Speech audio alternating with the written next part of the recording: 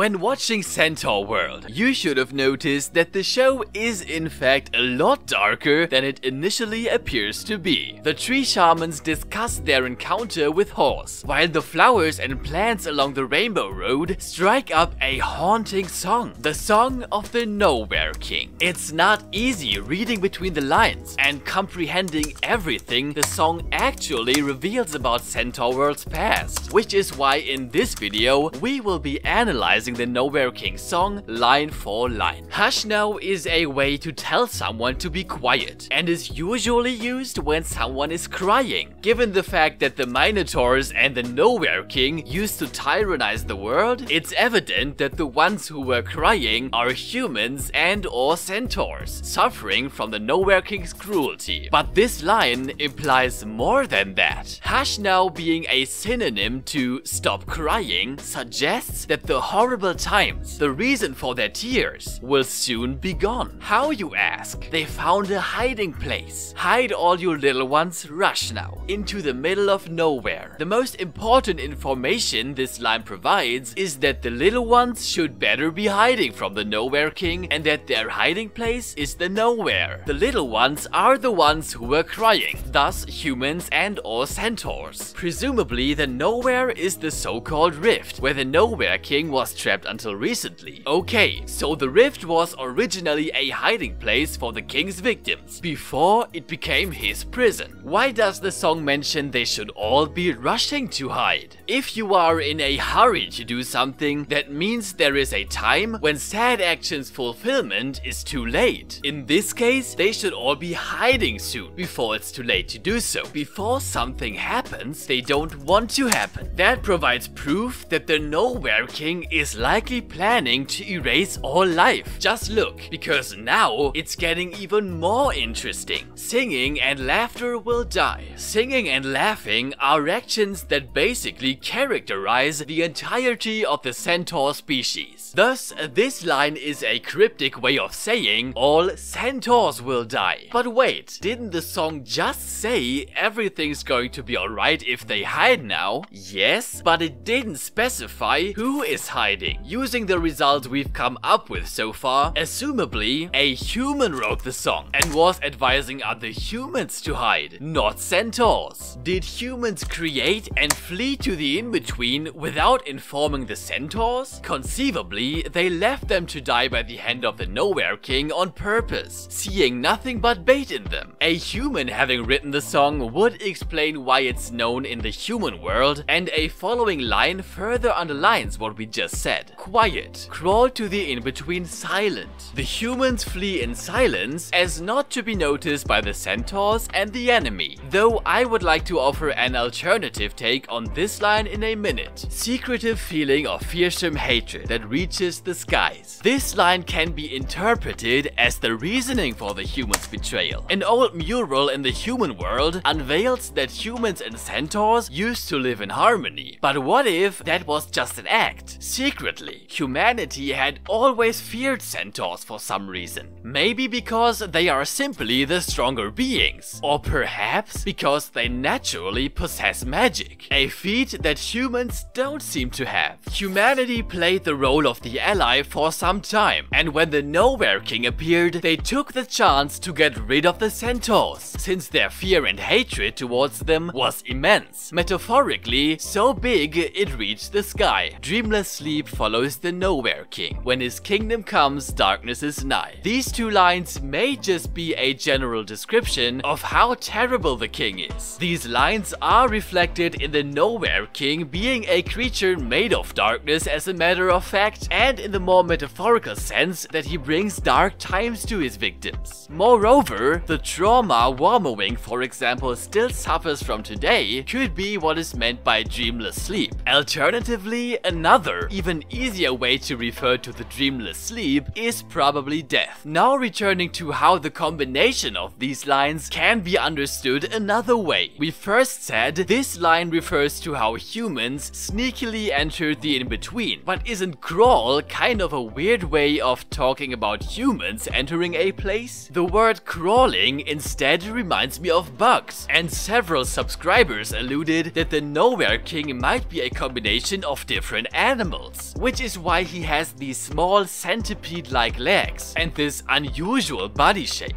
In short, this part of the song could signal the little ones weren't fast enough so that the Nowhere King entered the in-between too, unbeknownst to the humans, to bring darkness upon the human world. This theory provides an explanation for how he ended up in the in-between, and also why Minotaurs are in the human world. You will bring joy to the Nowhere King when he sees the light leaving your eyes. In accordance with the betrayal theory, these lines could be a message from humans to centaurs. But since this is the only time in the song an actual pronoun is used without referring to the king, I'm guessing the message is aimed at someone specific. If I was the Nowhere King, I feel the woman's death would bring me the most joy because of our difficult past. But why would the author of the song tell her that? Given that she was the one who created the Nowhere King, understandably, the other humans weren't outstandingly fond of her, assuming they knew what happened. So as a punishment, and maybe even hoping the Nowhere King would be satisfied and stop his reign of terror, humanity banished the woman and left her in Centaurworld, explaining why she is the only human there. For more Centaurworld theories and updates, check out my other videos and subscribe to Frogtoons. See you next time.